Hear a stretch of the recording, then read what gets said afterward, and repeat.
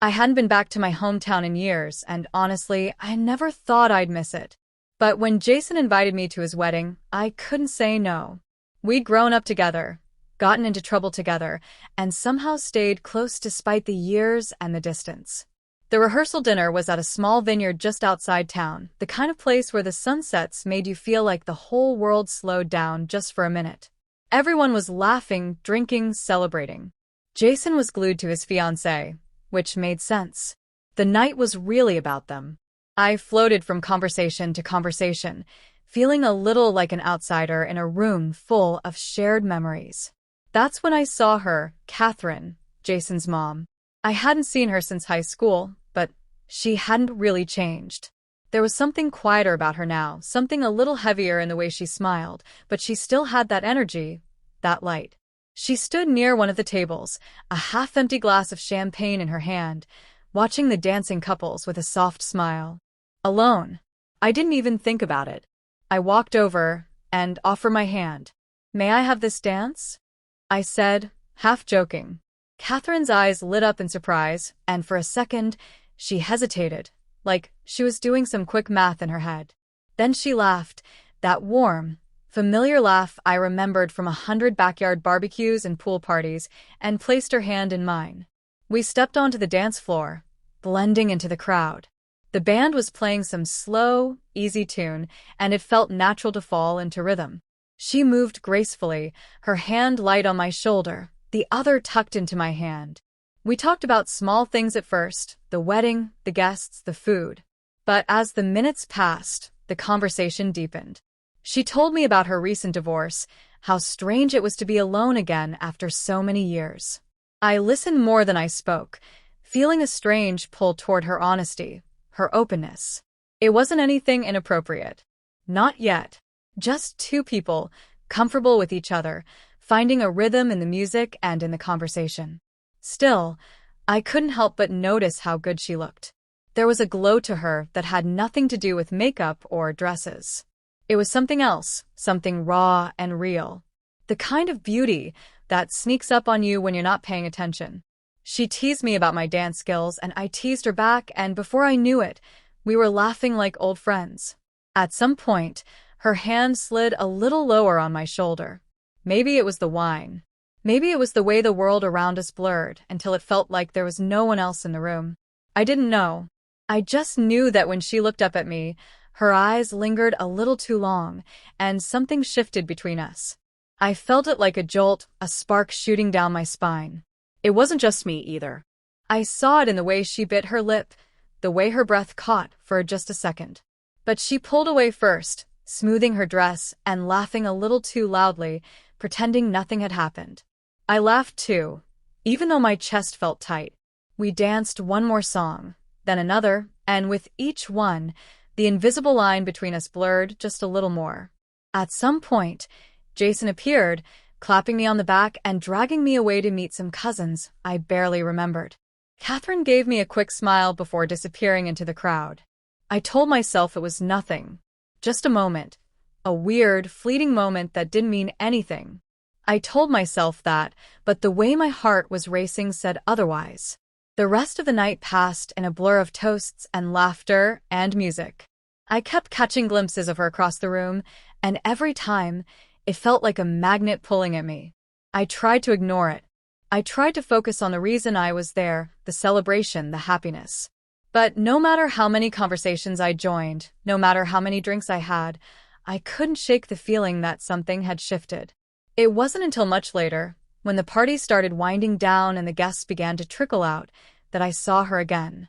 She was standing outside on the patio, looking out over the vineyard. The moonlight caught her profile, and for a second, she looked almost fragile. I almost went to her. Almost. But then Jason called out to me, and I turned away. I spent the rest of the night lying awake in my hotel bed, staring at the ceiling, replaying everything over and over in my head. The dance, the laughter, the look, the almost. I told myself it was innocent. I told myself it was just a dance. But deep down I knew better. The next morning, I woke up with a hangover and a sense of unease I couldn't shake. The wedding day buzzed with excitement. People rushed around, decorating, organizing, rehearsing lines, and snapping photos. I threw myself into the chaos, trying to keep busy, trying to ignore the gnawing feeling inside me. I saw Catherine only briefly before the ceremony. She looked stunning in a deep blue dress, her hair swept up, her smile polished and perfect. If she felt the tension between us, she didn't show it. She greeted me politely, like any mother of the groom would greet an old family friend. If her hand lingered on my arm a second longer than necessary, if her eyes held mine a fraction longer than they should have, no one else seemed to notice. The ceremony itself was beautiful. Jason and his bride looked deliriously happy, and for a while, it was easy to forget everything else. Easy to believe that the world was simple and clean and full of good things. But that feeling didn't last. Not for me. At the reception, I found myself looking for her, without meaning to. Every time I caught sight of that blue dress, my chest tightened. I tried to tell myself it was just nostalgia, just a weird kind of misplaced affection for someone who had always been kind to me. But deep down, I knew it was more. When the first dance started, I stood at the edge of the crowd, nursing a drink and pretending to be interested in the music. Jason and his new wife looked perfect together, spinning and laughing under the twinkle lights. The DJ called for the parents to join, and Catherine stepped onto the floor. She danced with Jason first, and I watched the way he smiled at her, the way she laughed, full and genuine. After a few minutes, Jason spun her around and passed her off to one of his uncles. She danced with a few others, smiling, laughing, moving gracefully from partner to partner. I tried not to watch. I failed. Eventually, she drifted back to the sidelines, and so did I. We ended up near each other, separated only by a few feet and a whole world of unspoken tension. She caught my eye and smiled, and it wasn't the polite smile of earlier. It was softer, sadder. Like she knew. I hesitated. I wanted to say something, anything, but the words stuck in my throat. And then someone else called her name, and she turned away, leaving me standing there with my heart pounding in my ears. The rest of the night passed in flashes. Speeches. Cake. More dancing. I drank more than I should have. I laughed too loudly. I shook too many hands. But no matter what I did, I couldn't escape the feeling that something had begun, something I didn't understand and wasn't sure I wanted to. By the time I stumbled back to my hotel room, the edges of everything felt blurred and strange. I collapsed onto the bed and stared at the ceiling again, just like the night before. Only this time, I didn't even try to lie to myself. The wedding ended, but the after-party carried on at a smaller, more private lounge set up nearby. The music was louder, the drinks stronger, and the energy more reckless. I stayed near the bar for most of it, sipping slowly, trying to push away the confusion swirling in my mind. Jason was the center of attention, exactly where he should be, and I floated around the edges, trying not to think about Catherine. But it was impossible not to notice her. She moved through the room with a kind of careful grace, smiling when spoken to, laughing at the right moments, but there was a distance in her eyes that nobody else seemed to pick up on. Maybe it was the drinks loosening my defenses, or maybe it was just that same magnetic pull I hadn't been able to shake, but I found myself watching her more than I should have. At some point, needing air, I slipped out onto the balcony. The night was cool, the sky smeared with stars, the sounds of the party muffled behind the closed doors. I leaned against the railing, taking slow breaths, trying to clear my head. I wasn't alone. She stood at the far end, barefoot, heels dangling from her fingers, a half-empty glass of wine resting on the railing beside her. Neither of us spoke right away. It didn't feel necessary. The silence between us wasn't awkward. It was charged, heavy with everything unspoken. After a long minute, she glanced over, her mouth curving into a small smile. "Escaping?" she asked, voice soft, almost conspiratorial. I nodded, and she laughed quietly. Me too. We stood there, side by side but apart, two people hiding from a celebration that wasn't really ours. She took a sip of wine and stared out at the vineyard, the fields bathed in silver light. Without looking at me, she said, "It's strange, isn't it? How life just moves forward. whether you're ready or not.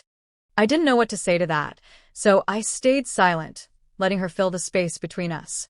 She talked about how fast everything changed, how she went from being someone's wife to being no one's anything, how the house felt too big now, too empty, how sometimes she caught herself setting two places for dinner out of habit. Her voice didn't break, but I heard the cracks beneath it, the raw honesty she wasn't trying to hide. I listened, really listened, and something inside me twisted painfully. I wanted to say something comforting, something that would make it better, but nothing seemed right.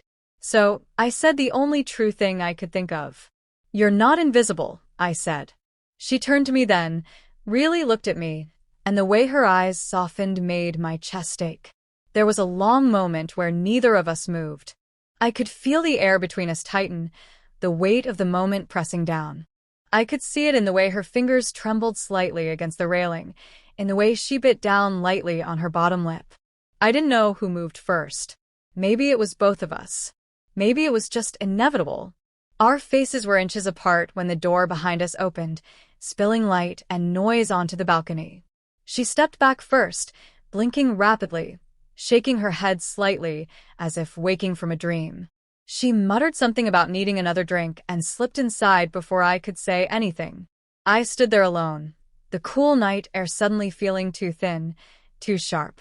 My heart pounded painfully against my ribs, and every instinct screamed at me to forget it, to bury it, to act like nothing had happened. But I knew it wasn't that easy. Not anymore. The rest of the night, we barely crossed paths. She avoided me, and I let her, even though every part of me was straining toward her. I tried to act normal, laughing at jokes that weren't funny, making small talk with strangers whose names I immediately forgot.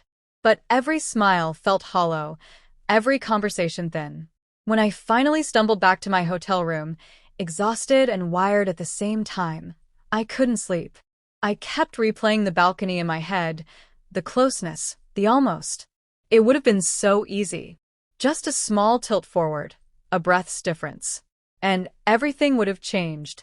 The morning after was a mess of goodbyes, last-minute pictures, hungover faces pretending not to be miserable. Jason was riding high, grinning like an idiot, and seeing him like that only twisted the guilt deeper into me. Catherine was there too, perfectly composed, wearing sunglasses and a polite smile. If she was struggling with anything, she didn't show it. I told myself it was over.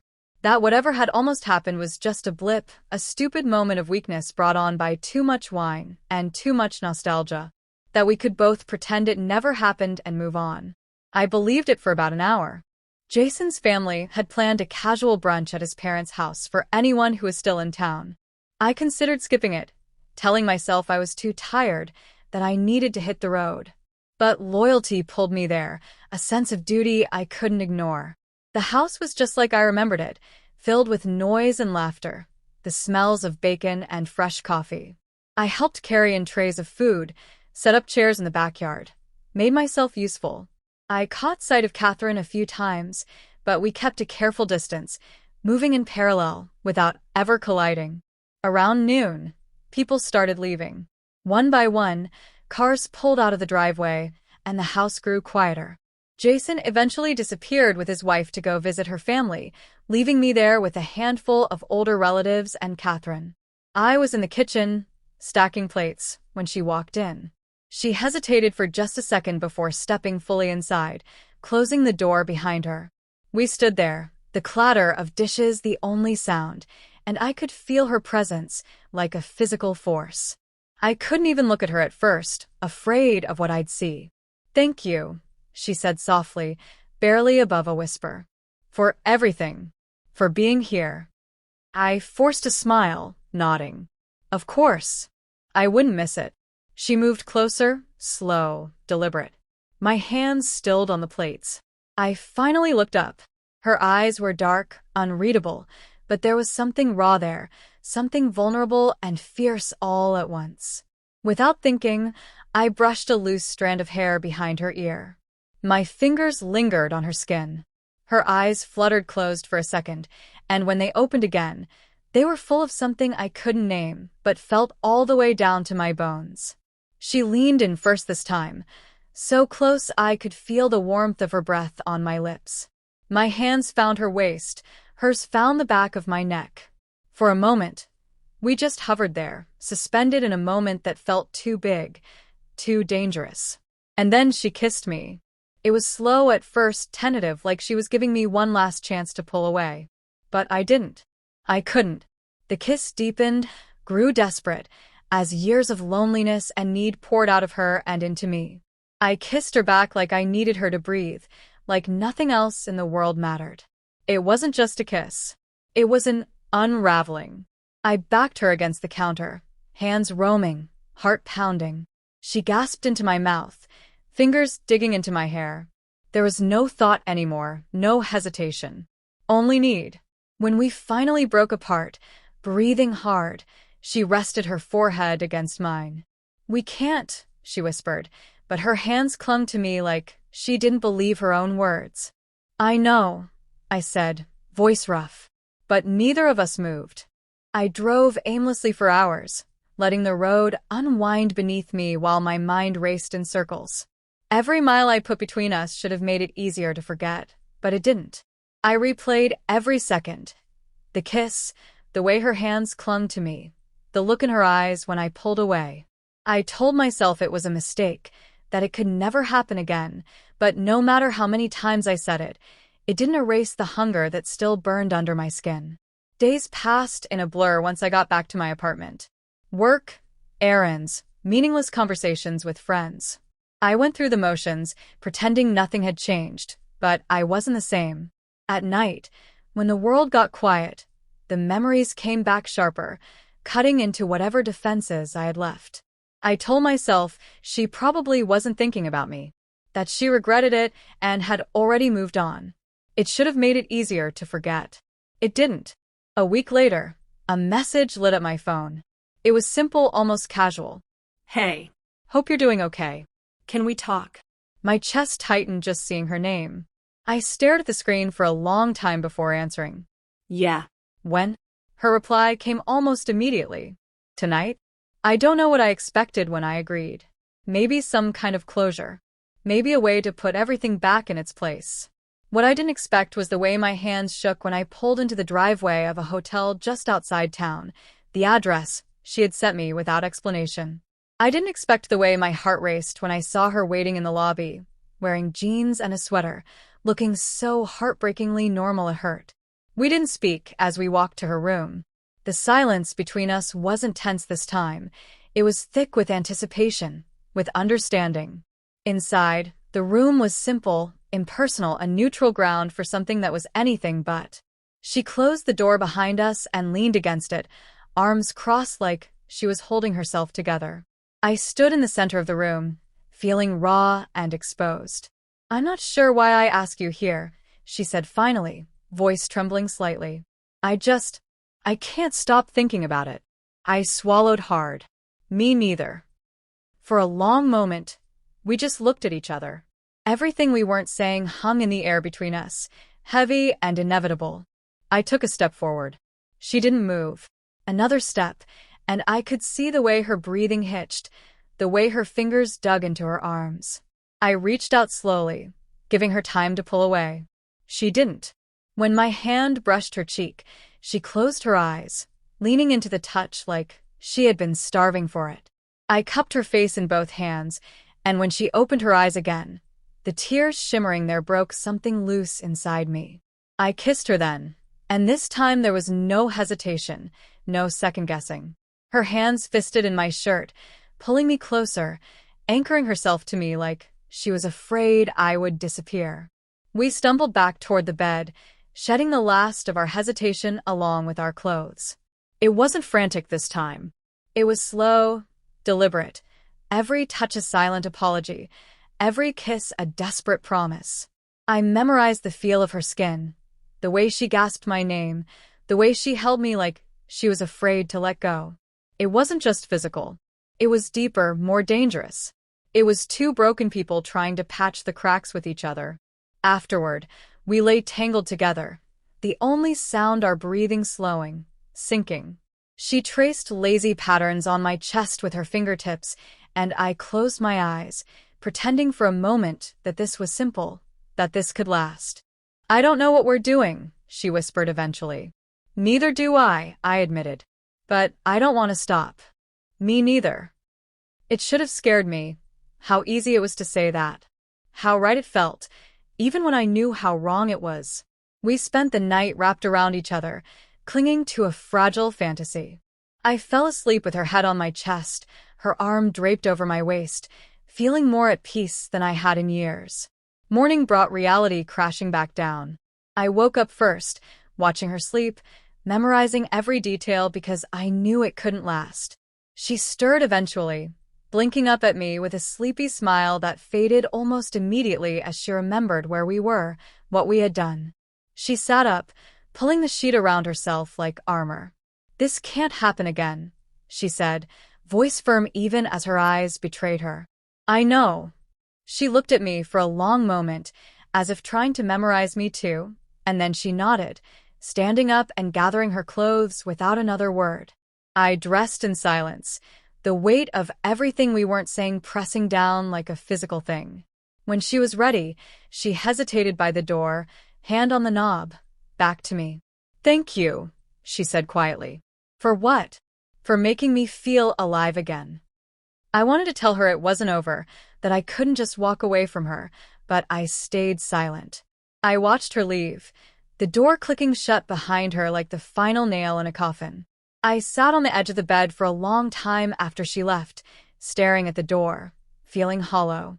Life moved on. Weeks passed. I threw myself into work, into meaningless routines. I told myself it was better this way. Cleaner. Simpler. But every time my phone buzzed, a small part of me hoped it would be her. It wasn't. The silence stretched between us, heavy and unbroken. I thought about reaching out 100 times but never did. I told myself I was giving her space, respecting her decision. The truth was I was afraid. Afraid that she would tell me it had meant nothing. Afraid that she would say it had meant everything. One night, months later, I ran into Jason at a bar near my apartment. He was in town for business, full of stories about married life, about how happy he was. I smiled and laughed at all the right moments, feeling sick inside. He asked me if I had talked to his mom lately. I shook my head, pretending casual disinterest. He said she was doing well, better than she had in years. He said she seemed lighter, freer. I smiled and nodded, dying a little inside. I realized then that maybe what we had shared had been exactly what she needed, a spark in the darkness, a way to remember who she was outside of everything she had lost. Maybe it was selfish of me to want more. Maybe it was enough to know that I had given her that. But it didn't feel like enough. I left the bar early, unable to fake it anymore. I walked the streets for hours, trying to make peace with it, trying to convince myself that letting her go had been the right thing. But every time I closed my eyes, I saw her face. I felt her touch. I heard her whispered confession. I knew then that some people leave marks that never fade, no matter how much time passes. She wasn't mine to have, and I wasn't hers. But in that brief, stolen time, we had been real. We had been alive. And even if the world would never understand it, even if it could never be spoken aloud, it was something I would carry with me forever. Some things aren't meant to last. Some things are meant to burn brightly and then fade, leaving only the memory of the fire. I would always remember the way she looked at me, the way she kissed me like she was saving herself. I would always remember the feel of her heartbeat against mine, the way the world had melted away until there was only us. And even though it hurt, even though it hollowed me out, I was grateful. Because for a little while, against all odds, we had found something pure in the wreckage. Time dulled the sharp edges, but it never erased them. Life demanded its tribute, pulling me back into its relentless flow. New jobs, new faces, new distractions filled the days, but beneath all of it, she remained. Not in a way that crippled me, not anymore. She existed like a song that sometimes played faintly in the background, catching me off guard when I least expected it. A flash of a smile on a stranger, the tilt of a head, the scent of a particular perfume. Tiny moments that stitched themselves into the fabric of my existence without permission. I convinced myself that I had moved on. I dated casually, but nobody ever made it past the surface. I laughed when I was supposed to, touched when I was expected to, but no one stirred that deep, aching place inside me where she had carved her name. I knew it wasn't fair to anyone who tried to get close, but I couldn't force what wasn't there. One night, almost a year later, I found myself at another wedding. Different city, different people, but the same undercurrent of forced happiness that made my skin itch. I stood at the edge of the dance floor, drink in hand, watching the celebration unfold. It hit me harder than expected. The memories I had buried, the regret I thought I had tamed. I stepped outside into the cool air, needing a moment to breathe. I didn't hear her approach at first. She said my name softly, almost like she wasn't sure it was really me. I turned, and there she was. Catherine. Different, but the same in all the ways that mattered. Her hair was a little shorter, her smile a little sadder, but her eyes, those deep, knowing eyes, still saw straight through me. Neither of us spoke right away. We just looked at each other, two ghosts pulled back into each other's orbit. Eventually, she smiled, small and almost shy. "Didn't expect to see you here." "Me neither," I said, voice rough with emotion I hadn't expected. We talked, standing a little too close, the way people do when distance feels like betrayal. She had moved to a different city, started over. She sounded proud but tired, like the fight had taken more out of her than she cared to admit. I told her about my job, my meaningless accomplishments, and she listened like it mattered. There was a pause, heavy and loaded, where everything we weren't saying hovered between us. She looked down at her hands, twisting a ring she no longer wore. When she looked up again, her eyes were glassy. "I miss you," she said simply. It would have been easier if she hadn't said it. Easier to walk away, to pretend we were two different people now. But hearing it broke down every wall I had spent months rebuilding. "I miss you too," I said, because it was the truth. We didn't talk about right or wrong. We didn't talk about what it meant. We just stood there, two people who had never been able to forget, despite every reason to. Eventually, she reached out, fingers brushing mine lightly. It wasn't a kiss, it wasn't a confession, it was something more honest. A reminder that what we had wasn't just a mistake. It was real. It had always been real. I thought about pulling her into my arms, about stealing one more moment before reality crashed back down. But I didn't. Instead, I squeezed her hand gently and stepped back, giving her the space she deserved. "I'm glad you're happy," I said, even though the words tasted like ashes. She smiled, bittersweet. "You too." We parted ways that night. No promises, no plans. Just a quiet understanding that some things, no matter how powerful, aren't meant to be held onto forever. Some connections are too intense, too bright, burning out before they can settle into something safe. I watched her walk away, feeling the ache of loss settle deeper this time. Not the sharp, gutting pain of before, but something quieter, more permanent. A scar instead of an open wound. In the months that followed, I found myself smiling more easily, laughing without forcing it. I still thought of her, but it wasn't with regret. It was with gratitude. She had reminded me that I was capable of feeling deeply, of risking everything for something real. She had woken something in me that I hadn't even realized had gone numb. I didn't chase her. She didn't come back. We existed in each other's pasts, a chapter that couldn't be rewritten, a memory too vivid to fade. Years later, I heard she remarried. A quiet ceremony, small and intimate. I didn't feel anger or jealousy when I heard the news. Just a deep, abiding hope that she had found peace. That she had found someone who saw her the way I had, someone who understood the light and darkness inside her and loved her all the same. I built a life too. A good one. Full of friends, travel, work that mattered. Eventually, I found someone who made me want to try again. It wasn't the same as it had been with Catherine. It wasn't that burning, reckless intensity. It was steadier, safer. And maybe that was okay. Maybe that was what I needed. But even as I built a future, I carried her with me. In quiet moments, when the world fell away, I would remember. Not with longing, but with a kind of reverence. Because some people don't leave. Not really. They stay tucked inside the folds of your soul, shaping who you become long after they're gone.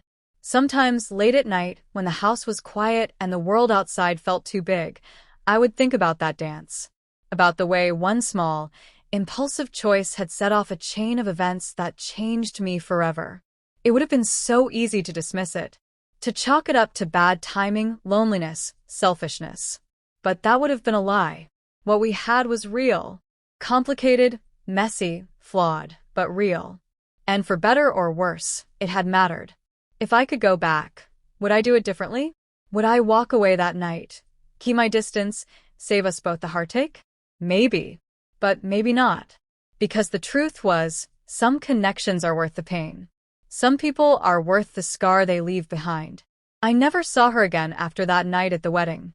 Never heard her voice, never touched her hand.